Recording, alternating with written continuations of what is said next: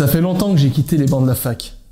Mais aujourd'hui, avec toutes les connaissances et les compétences que j'ai accumulées sur l'art d'apprendre, de mémoriser, de prendre des notes et de lire beaucoup plus efficacement, si aujourd'hui je devais retourner à l'école ou prendre une formation professionnelle, je ferais les choses complètement différemment. Le but de cette vidéo, c'est tout simplement de te partager ce que je ferais si aujourd'hui je devais retourner sur les bancs de la fac ou tout simplement suivre une formation professionnelle. Alors le but, c'est de te donner quelques idées que tu pourras implémenter à tes propres études ou à la formation que tu es en train de suivre pour mettre toutes les chances de ton côté pour avoir tes examens ou tout simplement pour réussir ta formation professionnelle.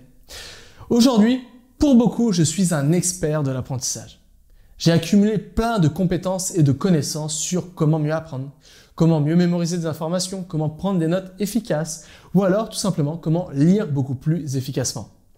Si aujourd'hui, entre guillemets, je suis un expert de l'apprentissage, malheureusement, ça n'a pas toujours été le cas. Quand j'étais à l'université, quand j'étais à l'école, j'ai toujours été un élève moyen, passable sans plus. Pour te dire la vérité, j'avais même très peu d'intérêt dans les études. Ça ne m'intéressait pas. Je n'étais pas intéressé par les choses qu'on m'enseignait à l'école. Et c'est pourquoi, comme je n'étais pas intéressé, finalement, je fournissais pas beaucoup d'efforts. Et à chaque fois, j'avais des résultats eux aussi qui étaient passables ou voire médiocres. Mais le grand problème derrière tout ça, aujourd'hui, c'était un problème de confiance en moi. Comme je n'arrivais pas à avoir des bonnes notes, ou comme je n'arrivais pas à avoir les résultats escomptés par rapport aux efforts que je mettais dans mes apprentissages, finalement, rapidement, j'ai commencé à perdre confiance en mes capacités. Je pensais que j'avais une mauvaise mémoire. Je pensais tout simplement que j'étais un mauvais élève. Et je pensais que je n'avais pas les capacités en moi pour prétendre à des études qui me faisaient rêver. Et c'est pourquoi, finalement, je me suis laissé emporter par un peu des cursus universitaires qui étaient un peu simples comme ça, qui, je le pensais à l'époque, correspondaient à mon niveau. C'est dommage. Parce qu'avec le recul que j'ai aujourd'hui, je me suis rendu compte d'une chose. Je me suis rendu compte que si je n'arrivais pas à avoir des bonnes notes, si j'étais toujours un élève passable, ce n'était pas parce que finalement j'étais nul. Mais c'était tout simplement parce que je n'avais pas conscience qu'il existait une autre façon d'apprendre. Et c'est bien malheureux. Parce que bien souvent, de partout, soit on n'enseigne jamais comment apprendre à apprendre, ou soit on nous enseigne des méthodes, des stratégies du passé qui aujourd'hui ne sont pas du tout efficaces et finalement qui n'ont jamais vraiment été efficaces. À l'époque, je pensais que suivre un cours, ça voulait dire prendre un maximum de notes, essayer de recopier comme ça sur des feuilles doubles un maximum tout ce que le prof disait.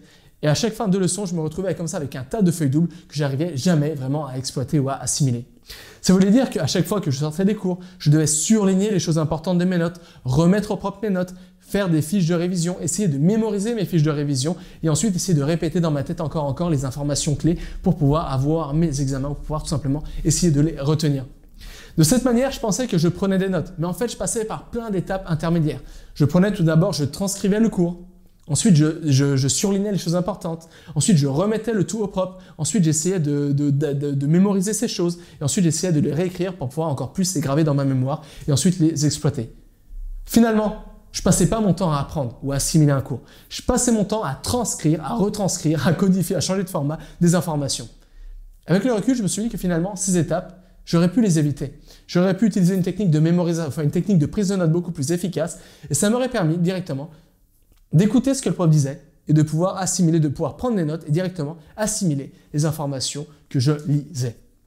Bref, si à l'époque j'étais un mauvais élève, et ça je suis persuadé aujourd'hui, c'était parce qu'il y avait plusieurs facteurs. Mais le plus gros facteur, c'était surtout que je n'avais pas conscience qu'il existait des techniques de mémorisation, des techniques d'apprentissage beaucoup plus efficaces, des techniques de prise de notes qui donnent beaucoup plus de résultats et des techniques de lecture qui permettent de lire beaucoup plus efficacement. Et c'est pourquoi, comme je n'avais pas conscience de tout ça, finalement, très rapidement, je me suis rendu compte, j'ai commencé par croire que si j'arrivais pas à avoir des bonnes notes, c'était parce que je n'avais pas les moyens, je n'avais pas les compétences, les facultés biologiques pour avoir des bonnes notes. Alors qu'en fait, c'était pas ça, c'est tout simplement un problème de compétences. Je n'avais pas développé les compétences clés pour devenir un bon élève. Parce que oui, devenir un bon élève, avoir facilement ses formations professionnelles, ça veut dire une seule chose. Ça veut dire tout simplement développer une compétence clé qui va te permettre de devenir bon élève ou te permettre d'avoir tes formations professionnelles rapidement. Et quelle est cette compétence clé ? C'est tout simplement apprendre à apprendre. Et c'est pourquoi désormais, avec le recul que j'ai, j'aimerais désormais te partager ce que je ferais aujourd'hui si je retournais à l'école sur les bancs de la fac. La première chose que je ferais, ou plutôt la première chose que je ne ferais pas, c'est d'essayer de recopier, d'essayer d'absorber tout ce que le prof me dit, d'essayer d'absorber 100% de mes leçons. J'en ai déjà parlé dans une autre vidéo cette semaine. Ça ne sert à rien d'absorber 100%, de vouloir assimiler, apprendre 100% d'une leçon. Parce que bien souvent, 20% de la leçon te permettra d'avoir un résultat de 80%. Alors que 80% de la leçon te donnera seulement un résultat de 20%. C'est pourquoi il est beaucoup plus efficace et beaucoup plus pertinent, beaucoup plus intelligent de focaliser tes efforts d'apprentissage sur les 20% de la leçon qui te permettront d'avoir le plus de retour sur investissement. C'est-à-dire les mots-clés, les dates clés, les formules clés, les citations clés, les définitions clés, etc. Vraiment les choses qui vont te permettre de répondre le plus, qui seront le plus utiles pour avoir tes examens. Ça, c'est pour la première chose. La deuxième chose que je ferai, ou plutôt la deuxième chose que je ne ferai plus, c'est d'utiliser la règle du par cœur pour mémoriser des informations. Alors la règle du par cœur, tu en as sûrement déjà entendu parler parce que j'en parle dans toutes mes vidéos et aussi c'est un truc qu'on entend partout. C'est tout simplement, il y a deux techniques pour utiliser la règle du par cœur. C'est prendre ta leçon et essayer de répéter l'information que tu souhaites mémoriser dans ta tête encore et encore et encore pour essayer d'en retenir une petite portion. Ça, c'est pour la première technique. La deuxième technique, c'est tout simplement prendre la chose que tu souhaites mémoriser, la recopier sur le papier encore et encore et encore, comme ça pour espérer que cette chose elle va se transférer du papier à ton cerveau. Malheureusement, ces techniques, et malheureusement c'est des techniques qu'on enseigne de partout par défaut, ne fonctionnent absolument pas, sont totalement fastidieuses et encore pire, elles peuvent dégoûter à tout jamais les apprenants de l'apprentissage. C'est pourquoi je ne me baserai plus jamais, si j'étais à l'école, sur la règle du par cœur, mais au contraire, je me baserai sur des techniques de mémorisation beaucoup plus puissantes, beaucoup plus ludiques, beaucoup plus plaisantes à mettre en place et surtout qui donnent beaucoup plus de résultats. Ensuite, la troisième chose que je mettrai en place, ce serait tout simplement prendre soin de mon mental, optimiser mon mental pour optimiser mes performances cognitives et mentales et donc optimiser mes apprentissages. Parce qu'on entend très peu parler de ça quand on parle d'apprendre des langues, quand on parle de suivre un cursus universitaire, quand on parle d'apprendre à apprendre. On ne parle jamais de la machine derrière l'apprentissage. Et la machine derrière l'apprentissage, c'est ton cerveau, c'est ton mental. Et le mental répond à des besoins biologiquiques, à des humeurs, à plein de contraintes, plein de choses externes et internes comme ça. Et finalement, c'est pourquoi le mental, parfois, on peut avoir l'impression qu'il fonctionne d'une manière aléatoire. Et c'est pourquoi il existe des techniques très efficaces qui sont simples à mettre en place, qui permettent simplement, en quelque sorte, de reprendre le contrôle sur son mental et donc d'optimiser son mental et donc d'optimiser les résultats qu'on va avoir lors de ces apprentissages. C'est-à-dire pouvoir se concentrer beaucoup plus longtemps, garder un niveau d'attention constant lors de ces apprentissages, pouvoir désaturer son mental, etc. pour optimiser son mental, pour optimiser les résultats qu'on va obtenir. Et la quatrième chose, c'est tout simplement arrêter de prendre des notes linéaires. Alors c'est quoi des notes linéaires? C'est simplement par exemple quand tu prends une feuille double comme ça et que tu essayes de recopier 100% de la leçon comme ça sur une feuille de papier, ça ce sont des notes linéaires.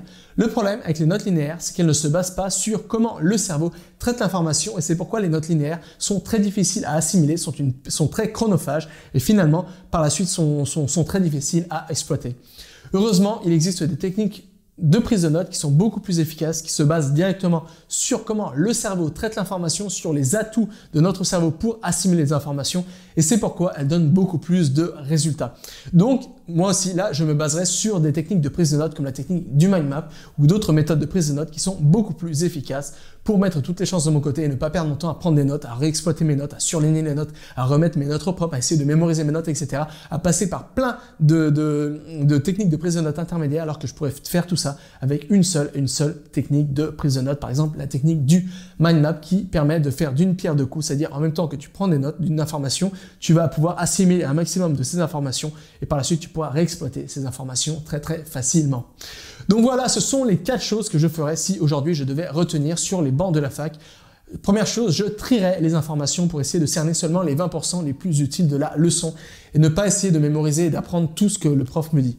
Deuxièmement, je me baserai sur des techniques de mémorisation beaucoup plus efficaces que les techniques de mémorisation, par exemple comme la technique du par cœur.